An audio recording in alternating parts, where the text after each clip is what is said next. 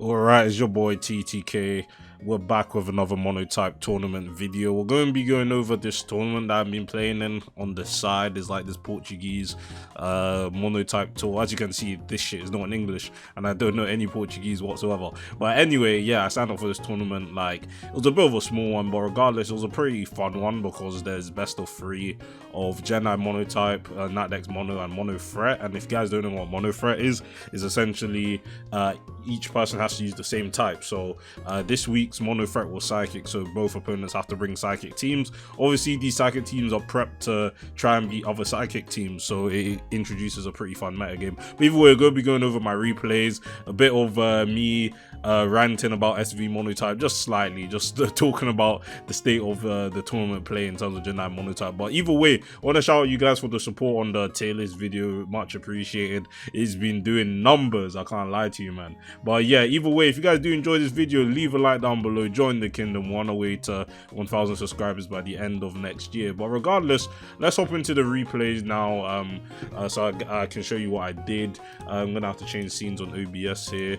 Okay, that's all good. But yeah, so like I said in the tier list video, Mono Dragon is the top 1 type in the metagame, and at this point I was just like, I'm just gonna load Fairy game 1 because I just know Dragon's gonna come, and guess what? Dragon comes, and I'm just like, this is such a competitive metagame that we have on our hands where I'm just gonna either have to go the Dragon Mirror and probably like lose some freaking speed ties against like Scarf Pole or, you know, a Latios for example. But no, I'll just go Fairy, spam Moonblast. You know, a lot of these Dragon teams now aren't relying on Hisu and Gudra as like a Moonblast switching, is mainly our Chalodon. And fair enough, our Chalodon does not get O-code from full HP, but you just need like a hit on that, and you know, Moonblast is just gonna sweep through Dragon pretty easily. So I load into this game, I'm just like, unless I'm just like incompetent, I shouldn't really lose this game. But yeah, I just hate the fact that it's just revolved into this shit. Like, I was playing for Monotype seasonal and I was just like,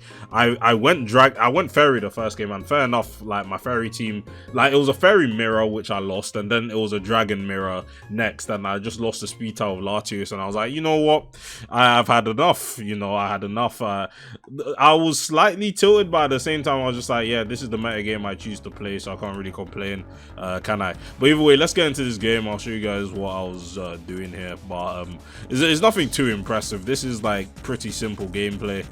Lead off with the Flutter Mane, because if they led off with anything else, you know, it wasn't taking anything. But Moonblast, because I was just like, our Chalodon doesn't really kill me anyway, and obviously they have to, you know, just start sacking shit now because Flutter Mane just kills everything. But I go Klefki here because I was like, realistically, I don't need Klefki. They go for the U-turn, and I'm like, yeah, whatever. They got our Chalodon, and I'm just like, Dragon also has like no removal options, but I'll get out some screens, you know, just to reduce some damage as they go back. Excalibur, which is like the one that could potentially be scary this entire game. Miss T-Wave, doesn't really matter, I'll land the next one. As their SD on Dragon, they tend to just run SD now. Dragon Dance is like for gouging fire or like other members of the team. But this one I'm just like, I don't really care what Bax does, to be honest with you. Like, I got 1 spike up, that's usable. They also get paralyzed again, and I'm just like, yay, I can outspeed and kill, play rough. So yeah, Bax goes down. Again, that could have been a very dangerous Pokemon, but I have dual screens up.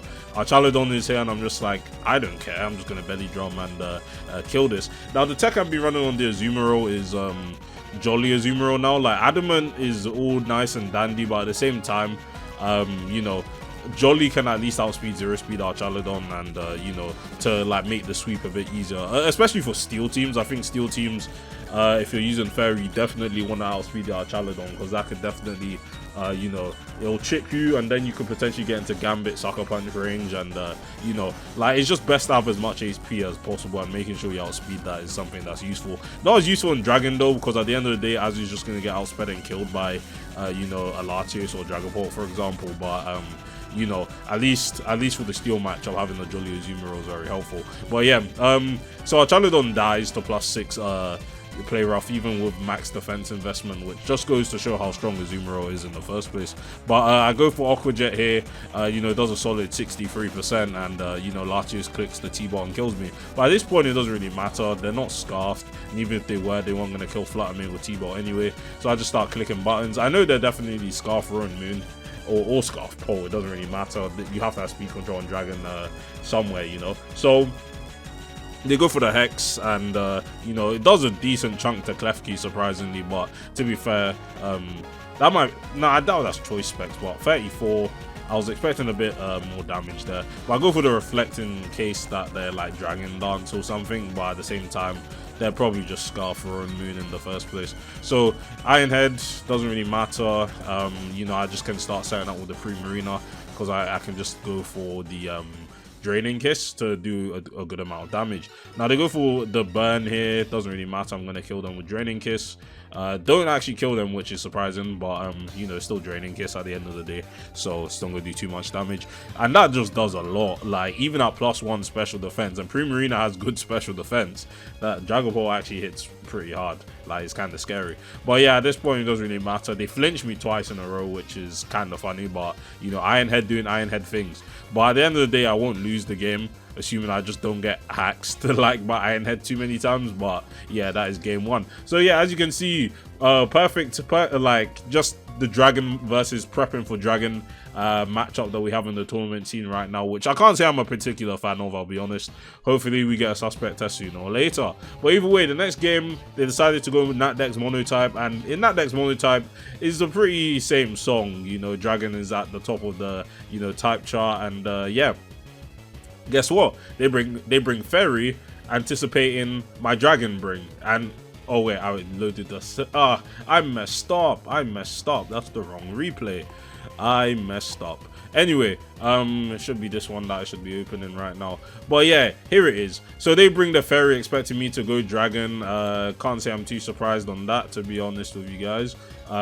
Yeah, because Dragon is just so omnipresent. Same thing applies in that next Monotype. But I decided to bring normal, because I was just like, if they do try and go like double load Dragon and NDM, I think I have a decent matchup, because Megalopony kind of kills everything. But you kind of have to be careful of our Chaladon, because you don't kill that thing in one hit, and then, you know, you try and fake out into it, it gets a stamina boost, and Body Press is super effective against the normal types. So yeah, you want to be careful around that. So yeah, go ahead and start off this game here. I'm going to lead off with Lele. I said Lele, Lopunny. I'm tweaking. But yeah, fake out, obviously, just do a lot of damage to Coco there.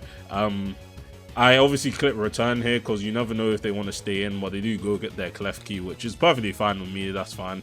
Getting 21% is decent chip, I'd say. So I go Chansey, because I'm not trying to get anything else paralyzed. I can get up some rocks, all of that good stuff. So that's good for me. I don't really care about spikes too much. Again, at the end they have a defogger. But yeah, my team doesn't really care too much about spikes. So I go Staraptor, which is not even running the Intimidate, because this is a Fizz Def Staraptor and it has no Intimidate. So yeah, I'm feeling good about this game, because I loaded in incorrect Staraptor, but that doesn't really matter. So we're doing this you know, game with Klefki, trying to 1v1 it, because I don't really want him to have screens or spikes up at the same time. So yeah, you know, I have defog. I am at -1 defense, so obviously foul play is doing more damage, but I'm trying to be careful around it. So I just roost up. I shouldn't really lose this, but at the same time I can just keep spamming defog and they don't really get anywhere. So like at this point I'm just like, they're reflecting. I CC there again, because I'm just like, that's fine. But this time I decided to swap out into Lopunny, because I don't really want my startup to get chipped too much. So at this point they go for the spike, and CC kills Klefki from this range, and I'm just like, oh, it's good that they only have a reflect up, because again I have like a Specs Terapagos in the back. So they go Lele, and I'm just like, I still have Chansey as a switch in. And to be fair, now I see why people go Blissey over Chansey these days. Getting up a spike is kind of annoying, but they do click Psychic here, which you know, does no sort of damage to Chansey. So I go for the rocks. You know, I don't mind having one spike up, to be honest, in exchange for keeping rocks up on the field. But they go Iron Valiant here, and you know, I decided to softball it up. But at this point I'm just like, this mod is kind of scary, but at the same time I have a Ditto in the back, and you know, if I had an Intimidate I would have actually been fine for that. But they decided to CC me. Like, I don't know if I lived -1 CC from that range, but obviously Spirit Break would have done less damage there. But you know, I go Lopunny here, you know, spend 1 turn of the terrain, and obviously Valiant can't outspeed me afterwards.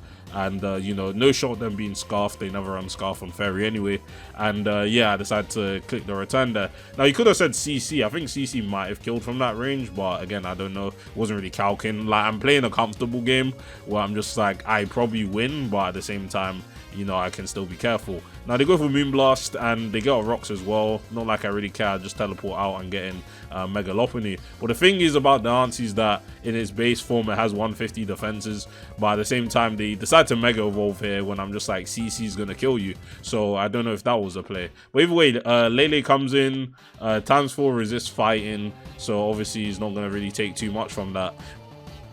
At this point, I'm not too worried. Again, I still have Chansey in the back, but you know, if they try and hit Side Shock or Focus Blast like they did there, it's still Chansey takes no damage, to be fair. But I decided to Seismic Toss because at the end of the day, I don't really need Chansey. Like, getting as much damage as I can on Iron Valiant is something that I appreciate a lot more in this matchup. Now I sack P2 because P2's not doing anything this game as they decide to CC me. But at this point, I can, you know, use my Ditto to copy them. I can't fake out, but it's not like they're faster than me anyway, so I can just go for the Ditto here. I forgot their moveset on the Iron Valiant, but I know they had SD and Spirit Break close combat, of course. I think Knockoff might have been last. You don't really need Sneak and NDM since Flutter Mane is banned for obvious reasons. Now they went Lele here, like I'm not a Scarf Ditto which is gonna outspeed you and kill you Spirit Break, so I don't know why they did that. But at the end of the day, like, they should have just gone Bulu first. I would have been forced out and I would have been in a tougher situation. But at the end of the day, Chansey's getting the sack here. You know, the next one to the chopping block, and I'm like, that's fine. You know, I have a Specs Terapagos in the back, and this thing actually kind of hits hard. I'm not gonna lie. Like, you have a 120 base power stab attack, and boom, Bulu just dies. So like, against like neutral targets that aren't like bulky, Terapagos actually does some decent damage. So they go Coco, they crit me here, which I don't know if it mattered or not. Like, I don't know if they're specs. I don't think they're specs.